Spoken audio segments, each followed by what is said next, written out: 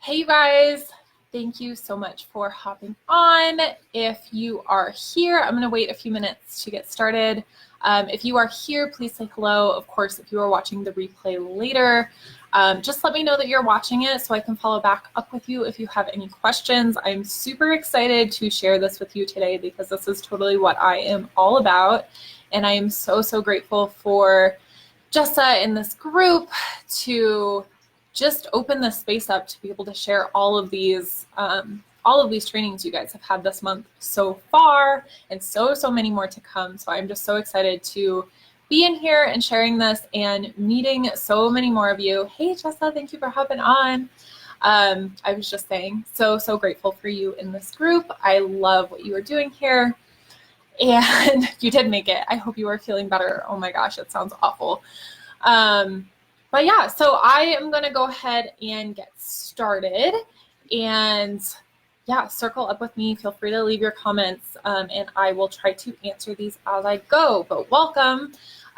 First of all, if you are a multi-passionate, which is probably why you are watching this video, I am very excited to connect with you because there is a very common misconception in society, not only like our entrepreneur world, business owner world, but also just in society in general, that multi-passionate people are just very often seen as, we're flighty, or, just that we have to choose one thing that we want to do in order to be successful, which is what I have always, really heard as I was growing up, or just kind of like felt like you had to like fit yourself into a box, or like, a square peg into a round hole, pretty much. Being a multi-passionate person in general, being a multi-passionate soul. And this is definitely what I do now because this is me to a T. And I know that there are so many more of you ladies, entrepreneurs, gentlemen, all of you guys who are multi-passionate to the core and are just trying to kind of figure out the business world specifically and how to make, both be successful and fulfilled as a multi-passionate. And that's exactly what I want to talk about today. So while you're here, of course, if you're multi-passionate, I have definitely found that majority of people who I attract do identify as multi-passionate, but not all the time. So I want to just say, if you are multi-passionate or you're not sure what that means, a lot of the times you have at least five things going on right now, Jessica, that's exactly what I mean.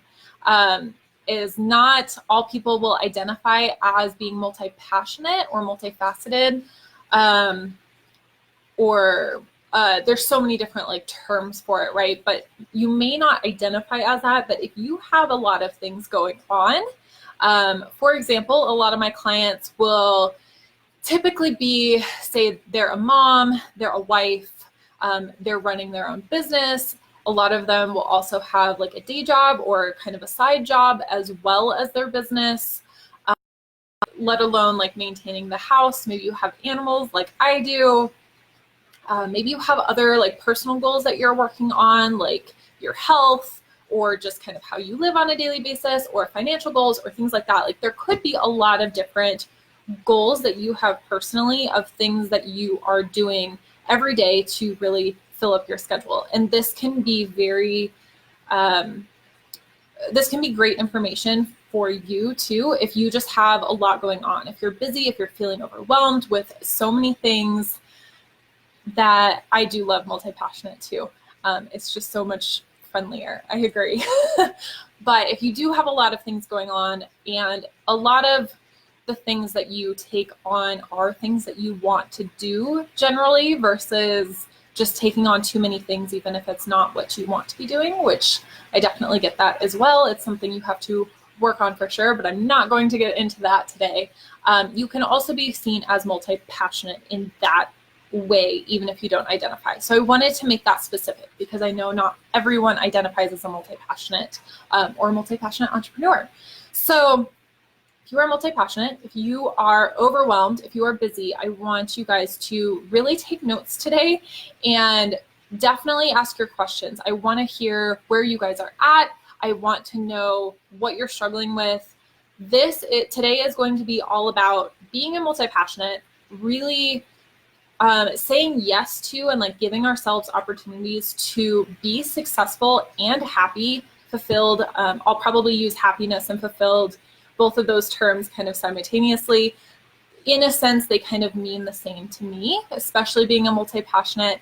Feeling fulfilled is feeling happy about what you're doing and things like that. So I might use both of those terms. But being able to have that fulfillment, happiness, and success while being a multi-passionate entrepreneur specifically, and how to really leverage that and what strengths that really gives you, how you can really leverage being a multi-passionate to create your success and your fulfillment. And I'm going to talk about those a little bit more. And then I'm going to go into the 4 things that you need to have in order to have that success and fulfillment, to really move forward and be able to own your power in being multi-passionate, instead of thinking that you have to choose one thing over the other or make the decision to choose just one thing. I am here to tell you that you don't have to choose. So who am I to tell you this? I am definitely a multi-passionate soul. In general, I always have been. There's always been so many things that I always love the little hearts. They're a little distracting, but they're so great. I'm like, oh, I love them. I've always been multi-passionate in anything that I was doing. I grew up riding horses, playing some sports. Horses kind of took over my life over sports. So in a sense, like, you do have to choose some things, but it's being very particular in either having to make a decision between them or making them work for you. And as I grew up and, went to school, you're always told that you have to choose one major, and then that's what you should, base your career off of. I've always had so many people tell me, like, don't change your major in college, or like pick one thing and stick with it, right? So we're constantly battled with that misconception that, like, we always have to choose like that one thing and just stick with it. Otherwise we're seen as flighty, or we're seen as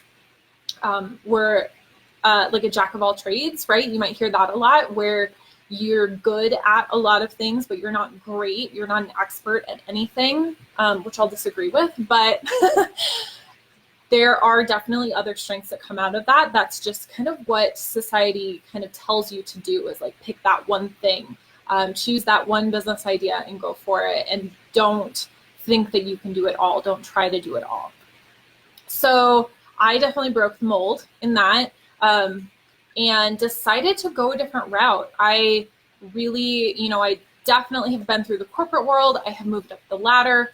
One of the biggest things that I ran into in the corporate world is you are hired to do one job, right? You have a job description. You have that one job that you're supposed to do, which, again, like, having to choose and like get that one job, be that expert at one thing, was just really not who I was. I wanted to learn so many other things, especially about business in general. Being a business owner on the side of my corporate job, I was always wanting to learn something new. I was always pushing the boundaries and the limits of my job description to jump into new fields and new areas of the business and see what else I could help with.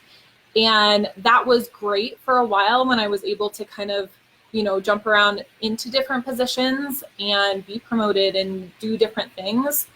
But it's very, very limited in a corporate setting versus like when I was in retail and I was able to kind of jump around like that and help in various areas of the store, versus just being in a corporate job where you are hired for that job. And that can be very restrictive to us multi-passionates, which is what I really fell into. I want to have my cake and eat it too. I agree, exactly. You could be the baker, you could be the server, you could be, there's so many things as a multi-passionate that you want to learn, which I'll get into later. But really figuring out that the corporate world was not for me and I wanted to get out of it. So as I was discovering that and really going through my own self-discovery, being a multi-passionate, what that meant and who I needed to be for myself and not for anyone else, I had started my photography business. That's my first business. I started in 2013. really like passion turned business.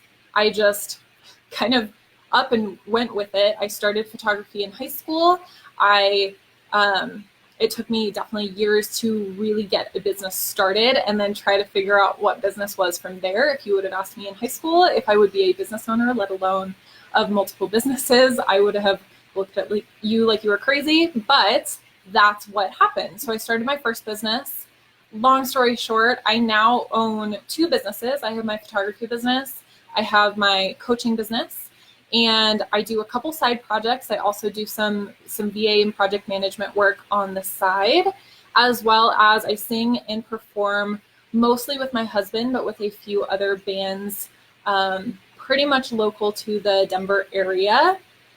And I also make it a point to say that I also have time in my day and in my week and my busy schedule to take the best care of our little family. We have quite the animal family going on. We have a horse, 2 dogs, and 4 turtles. So those are our babies. But to have time for our family and my own self-care, which was, I love all the emojis, which was so important to me as I was kind of going through my own self-discovery in this, was learning what deep self-care is. And I will definitely get into that more later, but being able to take the best care of me and not just keep pushing and, pushing myself to new limits, really exhausting myself, getting up and going to a corporate day job every single day, even if you are sick, even if you're not feeling great or something else is going on, like being able to take the best care of me while juggling everything else, being a multi-passionate is truly what gives me that success and fulfillment/happiness. Is to be able to do all of those things. And that's what I really discovered. So that is what I want to talk to you guys today, how I'm able to balance it all, how you can too really leverage you being a multi-passionate so that you can monetize, really leverage that for your income streams, and just ultimately have that success and fulfillment being a multi-passionate. So I'm going to get started. So first of all, I wanted to give you guys a few facts about being a multi-passionate. So I talked a little bit about some of the misconceptions, how people typically will take a multi-passionate person and tell them that they have to choose one thing, that they're flighty, that they can be flaky, or they're not great at anything. They're just good at a whole bunch of things. Oh my God, I love turtles. I do too. Obviously, we have 4. Sorry, catching up on these. But I really wanted to give some facts about multi-passionates in a good sense. Like, this is some of the strengths that you have being a multi-passionate. So I want you to first step into and own your power being a multi-passionate person, because that is, first of all, going to help you in moving forward with whatever it is that you want to be doing or that you already do, to do it even better and to really leverage that. So first of all, we are typically more creative because we are good at so many things. We do have background in so many different areas, whether that's hobbies or businesses or, things that we did growing up, maybe it's skills, whatever that looks like, we can be a lot more creative. Whether this is I've seen this a lot in my job settings, which is why I tended to, in the corporate world, kind of jump from job to job, or try to really kind of rewrite my own job description so that I could see different areas of the business, because we're really creative. We're able to leverage what we know being multi-passionate and kind of combine things in a way that nobody else would see them because they're experts in their own area. Whereas we have a little bit of knowledge in every bit of areas, so we're able to tie things together a little bit more. So we are definitely creatives. The majority of my clients, people I work with who are multi-passionate, are definitely creative at heart. If you see behind me, I am definitely creative in general, photography, painting, any type of art. That has always been me. Music, we tend to be creatives. Because we can think outside the box in that manner. So second of all, we are typically, I call it never-ending learners. We are always looking for something new to learn. We're always opening our minds to new classes, new courses, learning something new, trying a new hobby, you name it. really developing a new skill, being very tech savvy in different programs that we start. Like we're just very, very apt to continue our learning, which again can be very, very good on our parts to be able to leverage that and be creative. A lot of these tie together, but really never stopping and settling for where we are right now, but continuing to learn new things to progress ourselves even more, or to develop our passions even more, right? Other thing is we are often more empathetic and better communicators. And here's why. So I talked a lot about how, you know, being creative, like knowing different sides of like the business, knowing different skills, knowing how to do different, whether it's hobbies, businesses, whatever it relates to, we have a good sense of or knowledge about various different things, which means we also have a sense of like the people that are related to those different skills or jobs or positions, whatever it may be.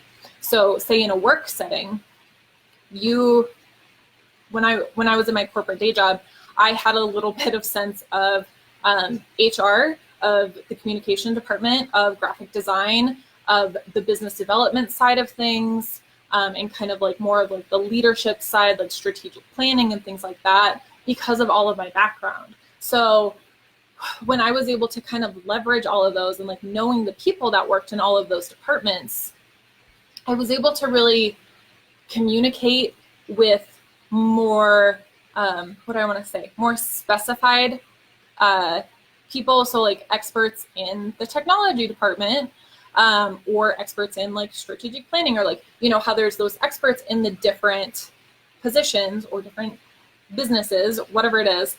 We're able to communicate to those experts better because we're able to put it in a way that they might understand, because we have some of that knowledge of what they do. A lot of multi-passionate people will be able to kind of work metaphors into how they teach things, into how they explain different things, because they understand who that person is or what they do, so they can relate it to them better. So in a sense, we are better communicators, or are able to be more empathetic because we understand more people based on what we ourselves know too. Sorry, I'm just, I love all the hearts. I always have something I'm mastering no matter what. Yeah, I totally agree. Or something that I'm learning just because I want to learn it, or because it is going to help me like wherever I'm at. I'm always reading a book, listening to a podcast, in a course, I'm always doing something. Let's see here. And number 4, so the last one, as far as facts goes, is we're often more productive and motivated because there are so many things that we want to accomplish. A lot of us as multi-passionate people, we were probably the child who was either competitive in a sense that like they wanted to be doing things and they wanted to be good at it no matter what it was. Maybe not competitive in the sense like, you know, you've all had like, say, the soccer player who like that's their only sport and they're very, very competitive at what they do. Like that would definitely be more of like the expert, like one-track mind person, which is totally fine. But we were more of like, we kind of have to be good at everything. So you probably got good grades. You probably, you know, whatever sport or musical instrument you may have played, or anything like that. Like you were probably good at it. Like you did a good job. You practiced even when you didn't want to. You were probably, you know, pretty decent at whatever you did. So you were probably motivated to do good work. One of the things I will say about productivity, which I will get into more later, is multi-passionate people are productive in the sense that they typically, because it's who they are, I know this was very, very true for me, because that's who I have always been, has been someone who has juggled a lot of things. I just kind of figured out how to be productive at all things. Even if it wasn't, you know, I definitely had to continue to develop how I worked in order to be the most productive, to move my businesses forward that in a way that didn't burn me out, and things like that. So there's definitely different things I could say about productivity, but in general, in the general sense, we are very productive because we're able to juggle different things, many different things, almost with ease, even if we feel a little bit overwhelmed, and still maybe not where we want to be exactly yet, which is very common too, but we're still able to do it a lot better than your typical person who maybe just works one job, like kind of that one-track mind person versus a multi-passionate person. The metaphor game is hilarious. Last week I used a metaphor of a dentist for a parrot. What? I love that, but it's so true. We can get so creative with metaphors specifically, but just in the ways that we explain things. So yeah, Jess, I love that. I'm totally curious now on how that worked, but that's awesome. So yeah, I hope you guys take those facts first of all and just really own your power in that, knowing that being a multi-passionate person is really a good thing, right? Like you can leverage that. You don't have to choose. You don't have to do what society really kind of directs you to do, is pick that one thing, become that one expert, like do that one thing for the rest of your life, which would, oh my God, kill my soul, right? So I wanted to give you those first of all, to just kind of give you that boost. Like being a multi-passionate person can be very, very good. It's just knowing how to leverage who you are in order to be the most productive, the most successful in your own terms, which I'll talk about, and get that fulfillment out of all of your multi-passionate, multifaceted life so that you can feel successful, fulfilled, happy, all of the above. So leveraging your multi-passions. So first of all, the fulfillment piece. So you have to, like, in order to really leverage all of your multi-passions, I want to talk a little bit about, so first, fulfillment. Like being a multi-passionate person, you are multi-passionate for a reason, right? You have so many things, comments. You have so many things that you want to do. There's probably a lot of goals that you have for yourself. Maybe they're personally, maybe they're professionally, financially, relationships, whatever it is. You probably have a lot of goals that you want to achieve in order to feel that success, in order to feel that fulfillment for yourself. I will give you an example for some of mine, especially as you are kind of going through, like, I encourage you to sit down and just like write out all of your passions, because this can be a really good way to do it, especially if you're a visual person like I am. If you write them all down, it's really good to be able to understand how you're going to leverage each of your passions in a way that works the best for you and is going to fulfill you and feel successful to you. And what I mean by this is that not all of your multi-passions have to produce an income. You do not have to turn all of your passions into a business, right? I definitely encourage you to, if starting your own business, if you have started your own business, hopefully it is something that you do enjoy doing. It's probably one of your passions. If you are a multi-passionate person, it's most likely stemmed from one of your passions, like my photography business did, into something that you just decided to take a step further and turn into a business, right? So that is a very common thing. However, you don't have to do it with all of them. You can definitely leverage them in different ways in order to still have that fulfillment and success for yourself, whatever that looks like.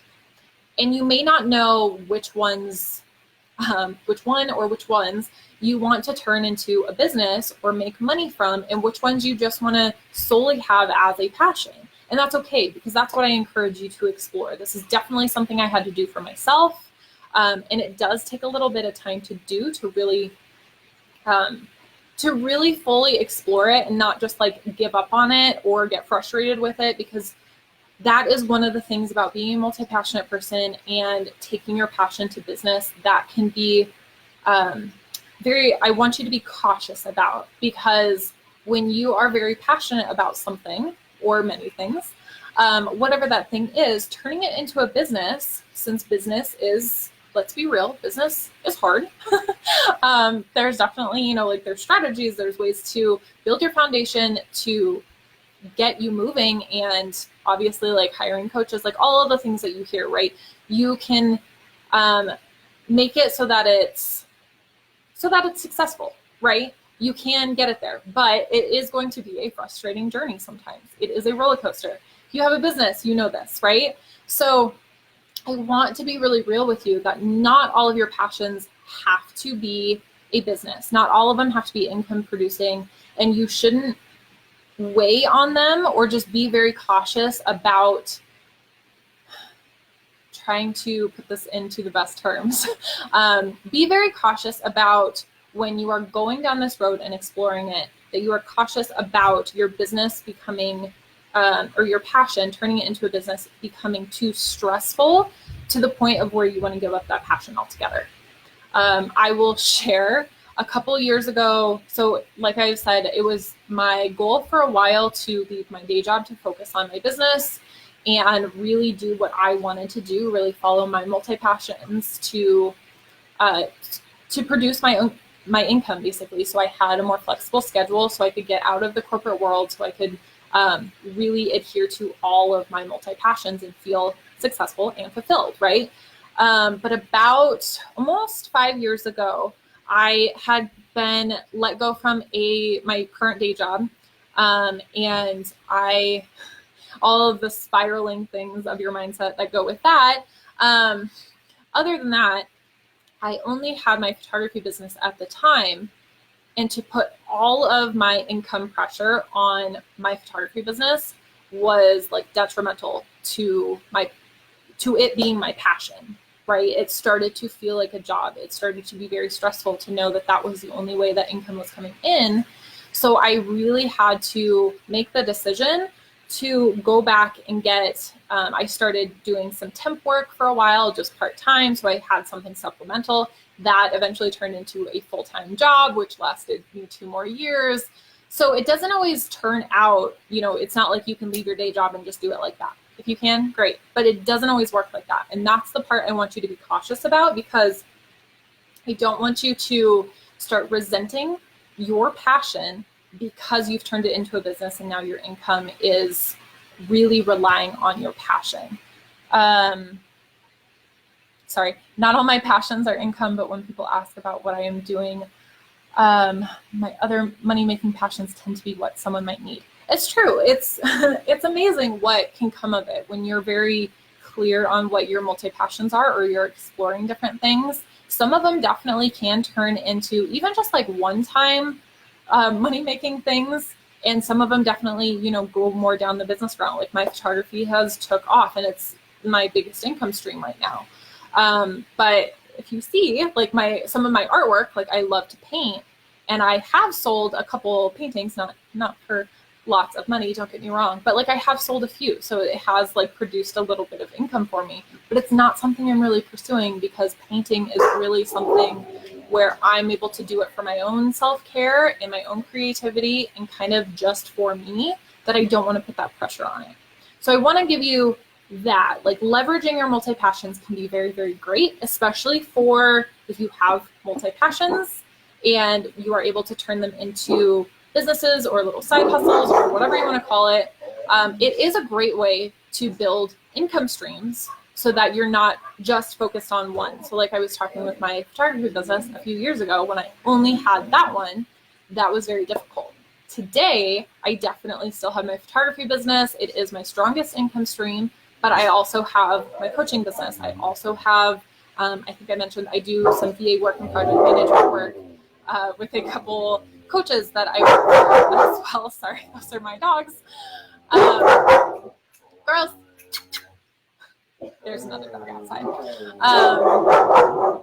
So there's so many things that you can do to be able to, girls.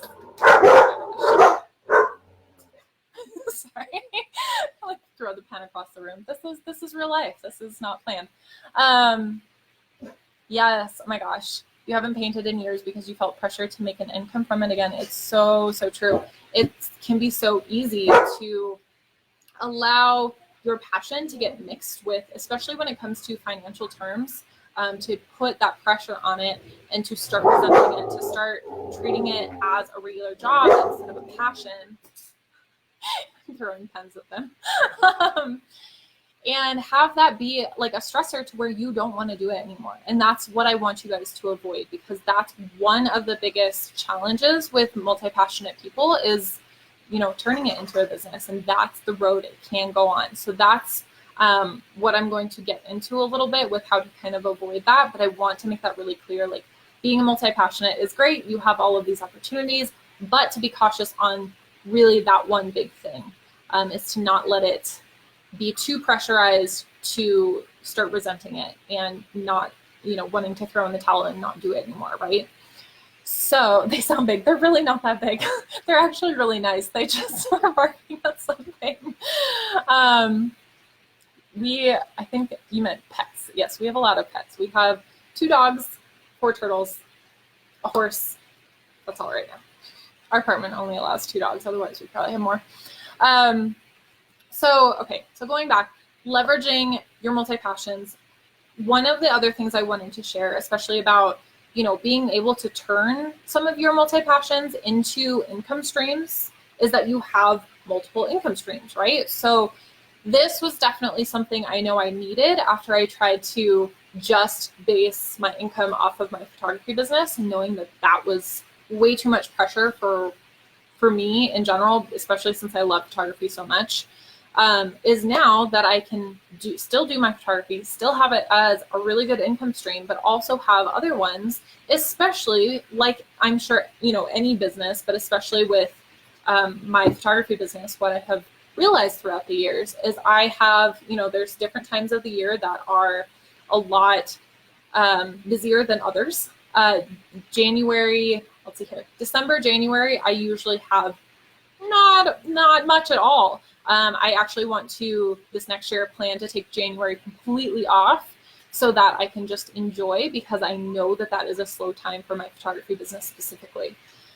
Whereas right now, August, September are typically my busiest months because of wedding season. So knowing kind of how your business works and what the year looks like, you can really leverage that with your other multi-passions to be able to kind of pick up the slack where your other business is like flowing or not, right? So one of the things that happened this week that I thought would be a really good example to share was, oh, how many pens do I have to throw? I have quite a few, don't worry, but they're okay now. So sorry, sidetracked. So yeah, one of the things that happened this week is, unfortunately, I found out that one of my brides for September is, they actually just had to call off the wedding. So I don't know why, I didn't ask questions, but that is obviously very unfortunate for them.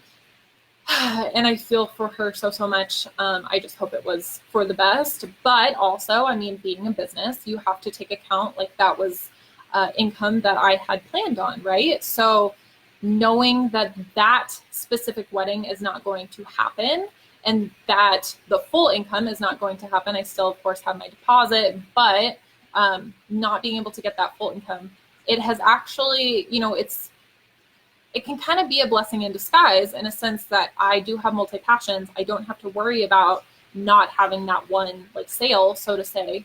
So I can leverage the other multi-passions that I have in order to make up for that. So immediately I was like, cool, well, now I have more time for coaching clients this month, so I can open that up, or really be promoting that. Whereas I thought I was going to take August kind of off, in the sense that I knew I would be really, really busy with weddings.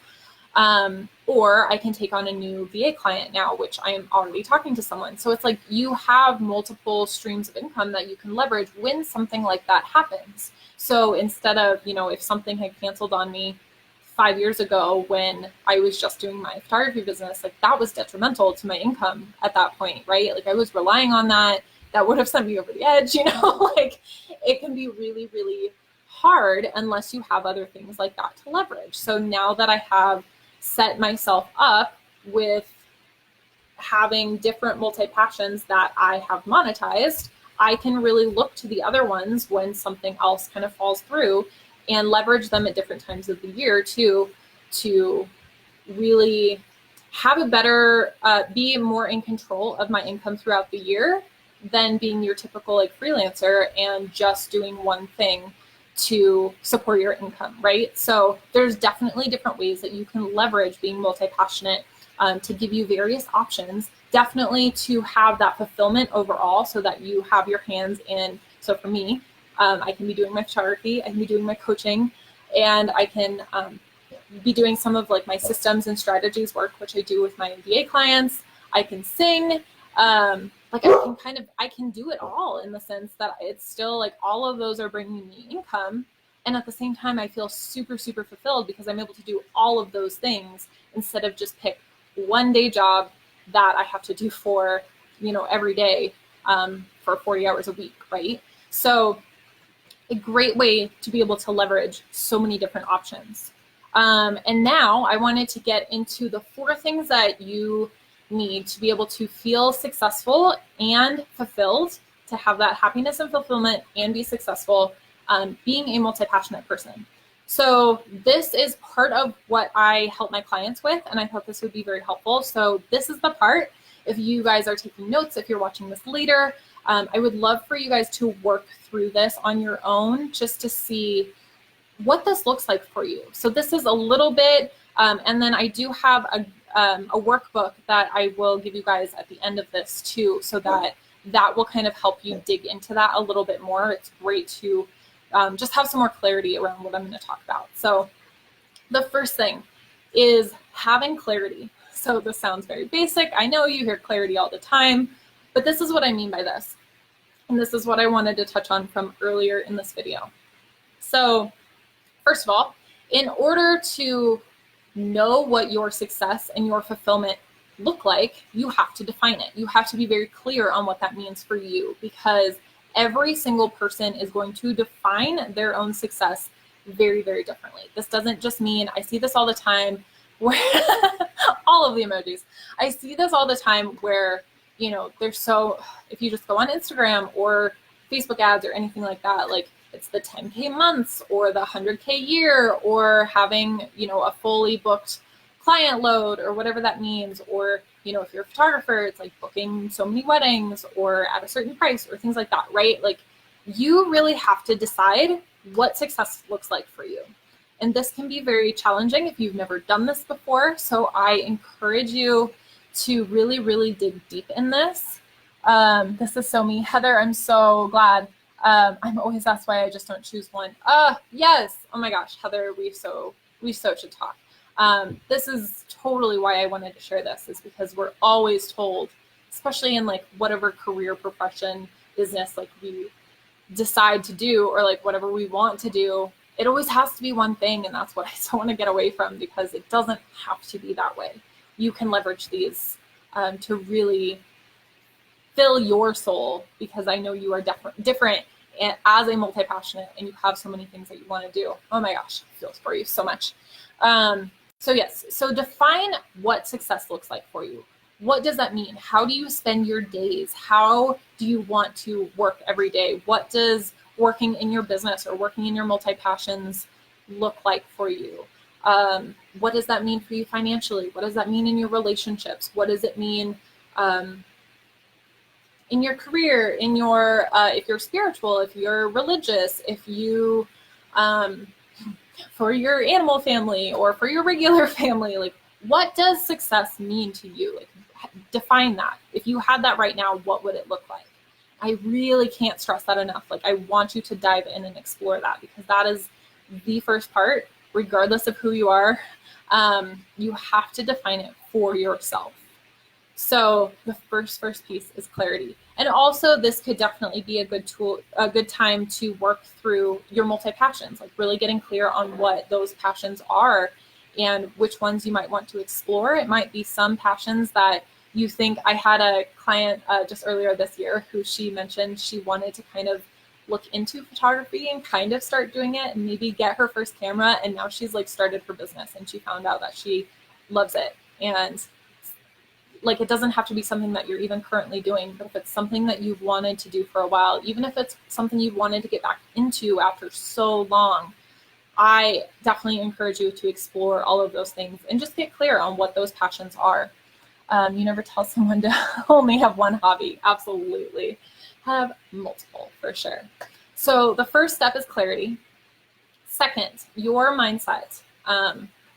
Mindset is so broad. I could say so many things right now, but the biggest thing is kind of what I talked about earlier with, not having to monetize everything, or just being aware and very cautious about how the pressure of monetizing something can take away from your passion, like being cautious around that and really diving into what you need from those passions in order to define that success that you did in that clarity step, right? So if, like I said, like for painting, for me, like that's very personal to me. Like that's something I need to do for me.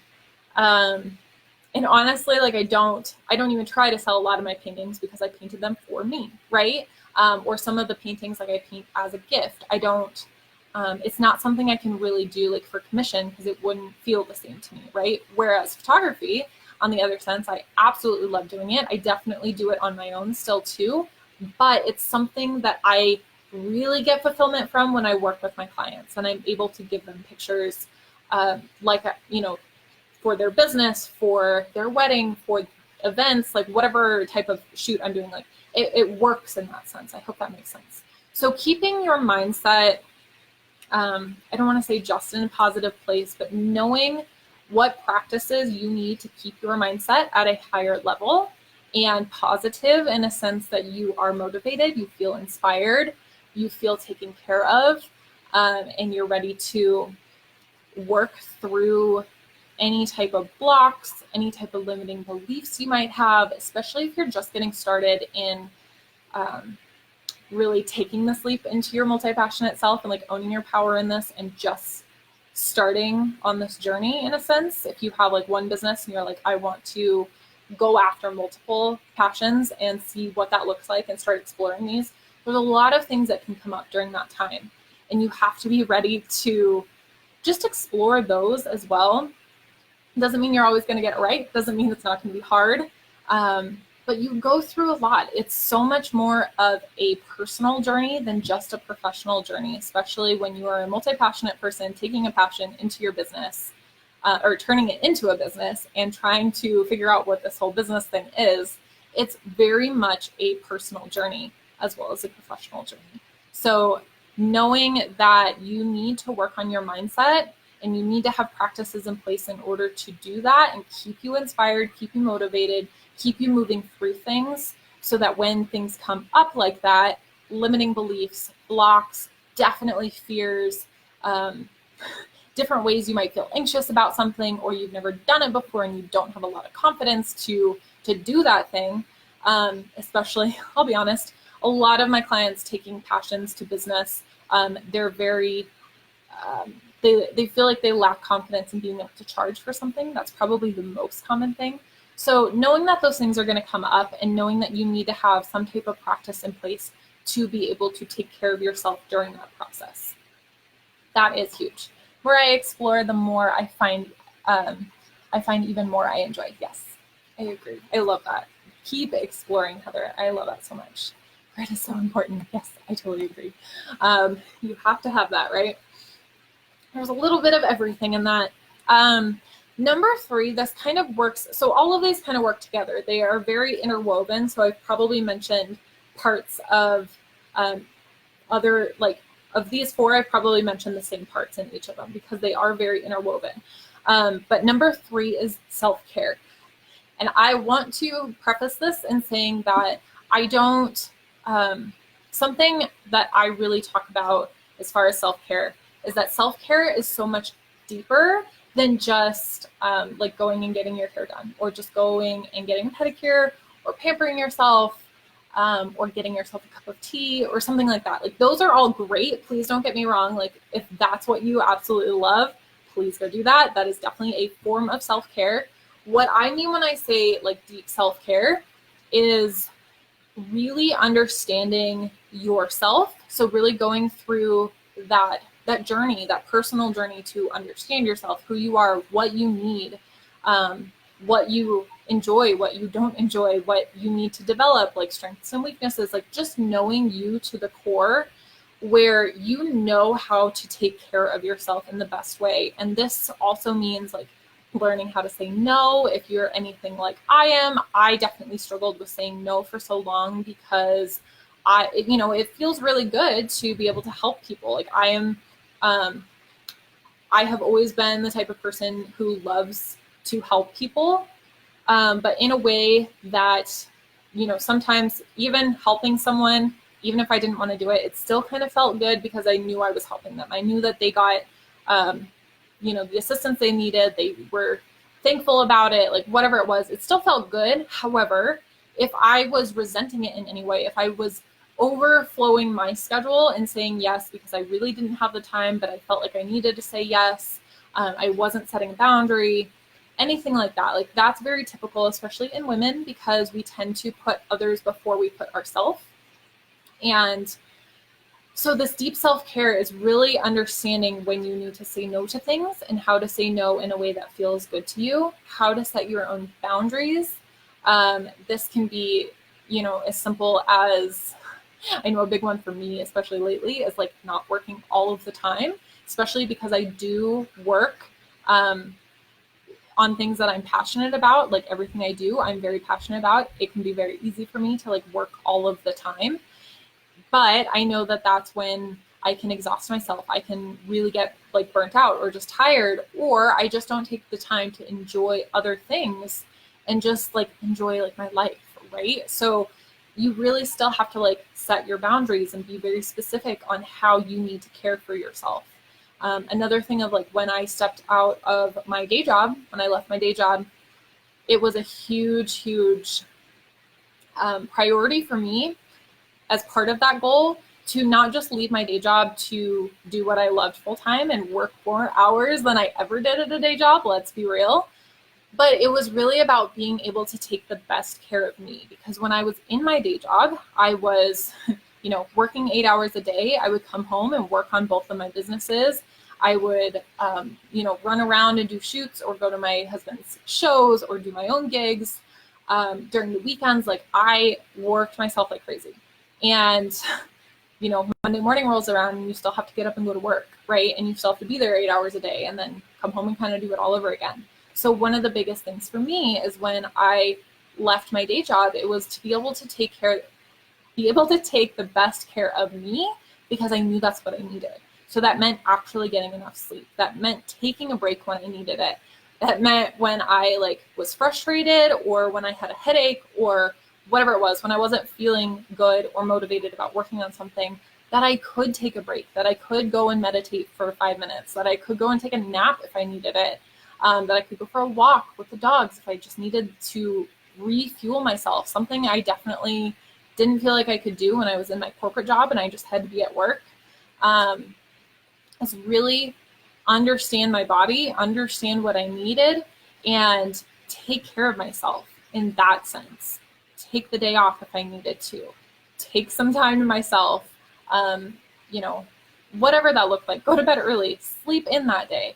And having the flexibility to do that obviously allows me to do that better now, but even more so just knowing how I work best and how I need to care for myself so that I can show up as my best self, whether it's to my coaching clients, my photography clients, any of my clients, whether that's for my family, my dogs, definitely my husband, when we have our own time together and things like that. In order to be my best for other people, I have to first take care of me. So it was really about putting myself first, which again, as women, is very, very hard for us to do. I'm just going to take a second and catch up on these comments. When helping you is hurting me. Ooh, I'll have to look up that book. I haven't heard of that book. Yay for self-care. I totally agree. I need to read that too. The book I read that really changed mine as far as self-care was The Art of Extreme Self-Care by Cheryl Richardson, I think her last name was. And it was really cool because when I did it, this was really part of my personal journey, my year of me, basically. But I had a kind of a acquaintance friend on Facebook at the time who was kind of hosting this year-long challenge with this book. And it was cool because there were 12 chapters. So every single month we did a different chapter. So that month we had to focus on that chapter, which really allowed me to dive into that. And I actually did the challenge with my mom. So we were able to really compare and like talk about things and kind of hold each other accountable, which was even better than just kind of like going through it or just reading the book and being done with it. It like really made me dive into that even deeper than I had. But I recommend that book to just about everyone I meet, and definitely all of my clients. I've sent many of them off Amazon as gifts because that book totally changed my life too. All of my clients have the day off too. Oh yes, because you're sick. I'm so glad that you were able to take the day off, Jessa.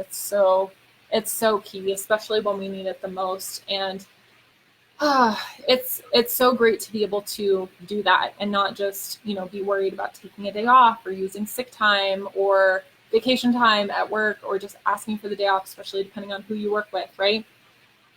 So self-care is so important. Like I said, definitely a deeper sense of knowing what you need to show up and be your best and feel taken care of so that you can give your best in whatever you're doing is so key. So that's number 3. The fourth and final thing of the 4 things you need to feel successful and fulfilled is an action plan. And this is a huge piece of what I work on with my clients, but this is also a big piece of that, how I talked about productivity. One of our greatest strengths as a multi-passionate is we're able to juggle a lot of things, but it may not be actually moving us forward in the right ways. Just because we're able to juggle it and kind of maintain it doesn't mean we're doing it in the best, most productive way, which is totally something that I have learned for myself too. So please don't think I haven't gone through this either. This is definitely something I've had to work on myself, because juggling so many things, juggling many multi-passions, something that we, so many things that we want to be doing, can be very difficult to decide on what those things are that we need to do. Instead, if you're like me, you probably have, 1,000 notebooks, first of all, but you probably have lists and lists of to-do lists all the times of so many things. You could work all day, every day, and still not be caught up.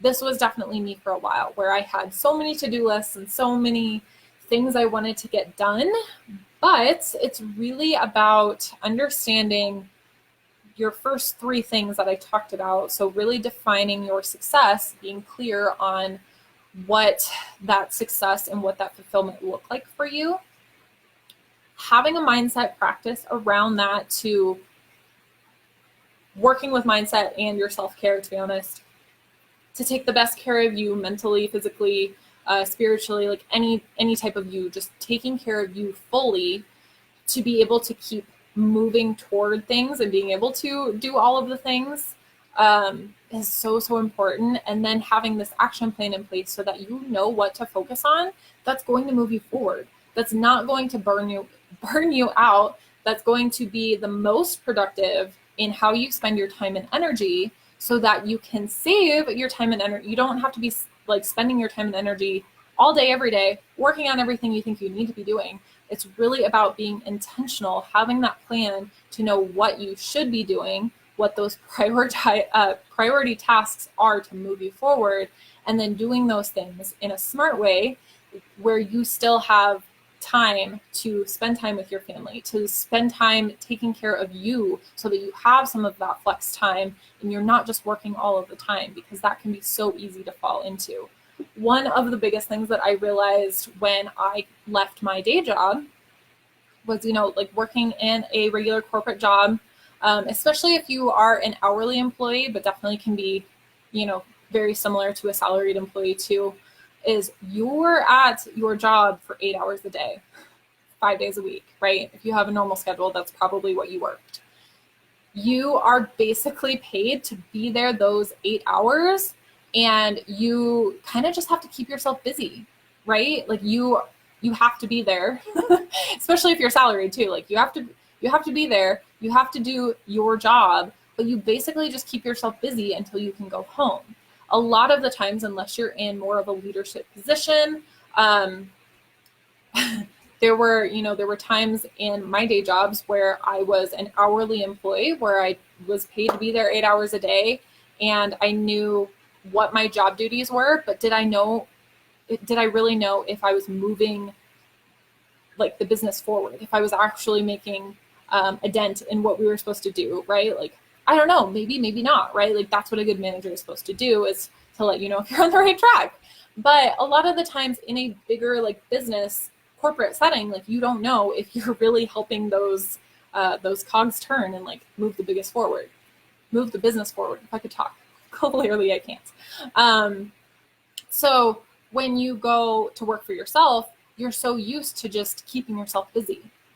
And that was definitely something that I had to break out of when I left my day job, was not just keeping myself busy, not just jumping from task to task, not just checking email all day like I have been in my corporate job. Like, there were so many ways that you work in a day job that you can't work as an entrepreneur, because you will burn yourself out, because you won't move your business forward, and you will, lack your income, or not hit your goals, or, fill in the blank there, right? So really being intentional about how you spend your time and energy is so key, so that you don't burn out, so that you don't get exhausted and you lose your motivation and your mindset spirals and all of the things, right? Like, you really have to take care of you and be very, very intentional about what that action plan looks like to move you forward, so that you can leverage all of your multi-passions and feel successful and fulfilled.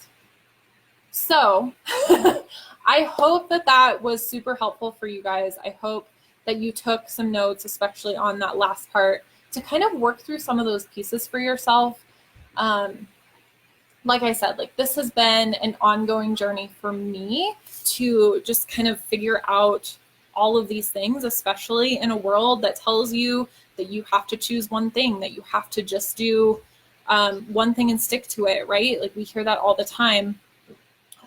Or that prides ourselves on like working all the time and working through when we don't feel up to it, working through when we're sick or have headaches or things like that, and just keep going. But really being able to take care of yourself, really being able to feel fulfilled and adhere to all of your multi-passions, so that you can really like thrive as being you. And that is just something I want to really share with you guys, because I am all about, if you haven't seen, that's why I do all of the things that I do, and I absolutely love it. So I have a couple things. I do have the workbook that I wanted to give you guys, so I am going to drop that link in the comments below. There we go. So this free workbook, this is, so it's a workbook with 5 questions. To the point of it is to move you out of overwhelm and toward your version of success. So I hope you worked on that version of success for yourself and define some of those pieces. If you haven't, this workbook will help you do that a little bit, kind of help walk you through those parts to really understand how you can be intentional in your life and business, and what that looks like for moving you forward in that definition of success versus just what things you should be doing. So I would love to gift you that. That is in the comments below. If you have any questions, please let me know. I would love to follow up with you too if you have any questions as you're working through this workbook. I hope that this is helpful. This is built by me from a multi-passionate, so I definitely understand you, and I get what can be very difficult as you're moving through this. Like I said before, like, I encourage you to explore, like, take your time with this. This is not something that you should just know and do and check off your list. That is not how I work. It's not a quick fix. This is something you need to dive into for you, and really be honest with yourself, so that you can feel the most fulfilled and successful as you, as being a multi-passionate, because that's definitely what I'm all about. If you want to explore this more, I definitely have opportunities to work with me, whether that's a time audit, if you find productivity and balancing all of the things is really a struggle for you. That is one of the biggest things I help my clients with, is managing all of the many things that they have on their plate, being a multi-passionate, and how to move forward with being productive and intentional, but also having the time for self-care and enjoyment and things like that. So that's one of the biggest things. I would love to talk to you about that. I will drop the link below for that as well if you are interested. But I just really hope that this helps you in general, because I want more of us multi-passionate people who can't talk like me, apparently. More of us multi-passionates to be able to thrive in what fulfills us, what lights us up, what really gets us excited and doing every day, because we have so many of these gifts to share, whether that's as a business for our clients and producing an income, or that's just for your own sanity and fulfillment, to be able to really have the time and energy to indulge in the things that also fuel you, other passions that you maybe don't turn into businesses, but being able to manage all of those passions in a way that feels so, so good to you and helps you just enjoy your life. So I hope that was helpful. Please let me know if you guys have any questions. I would love to follow up with any of you guys who feel like you are a multi-passionate, or if you're struggling with any of this, please let me know. Thank you so much again, Jessa, for this opportunity and this awesome group. I've learned so much over the past couple weeks from other people who have done presentations in here, and just love so much about everyone just sharing what they love, because obviously that's what I'm all about, is doing more of what you love and just seeing people in their own element. That just lights me up. So I love it. I can't, thank you, Jessa. I can't wait to talk to you guys more soon. Please feel free to reach out. I can't wait to meet more of you, and have a great night. I'll see you later, guys.